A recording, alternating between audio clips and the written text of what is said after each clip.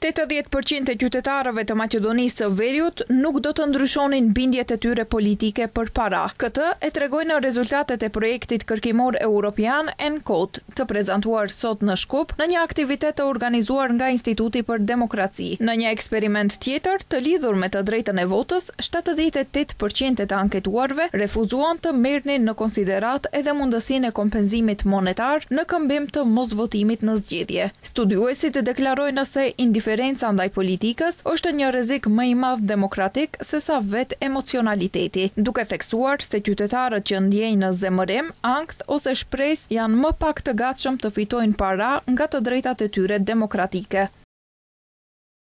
Analiza e komunikimit politik në rrjetet sociale tregon trende shqetësuese. Sipas një studimi nga kompania Predict Buy, i cili përfshinte rreth 120.000 postime dhe komente në platformën X nga Maqedonia e Veriut, deri në 98% e komenteve të drejtuara ndaj politikanëve përmbajnë element urrëtie dhe 82% përmbajnë tregues të zemrimit.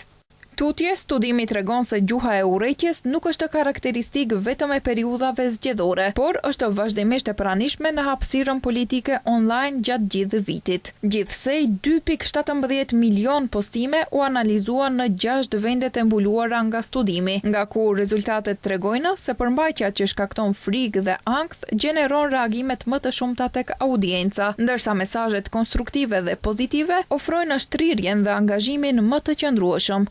Hulumtimi u krye në 6 vende europiane: Austri, Bosnjë dhe Hercegovinë, Bullgari, Danimark, Poloni dhe në Maqedoninë e Veriut. Eksperimenti i sjelljes mbi rezistencën demokratike përfshin 4.550 të anketuar, nga të cilët 581 nga Maqedonia e Veriut, të anketuar në tetor 2025 para zgjedhjeve lokale.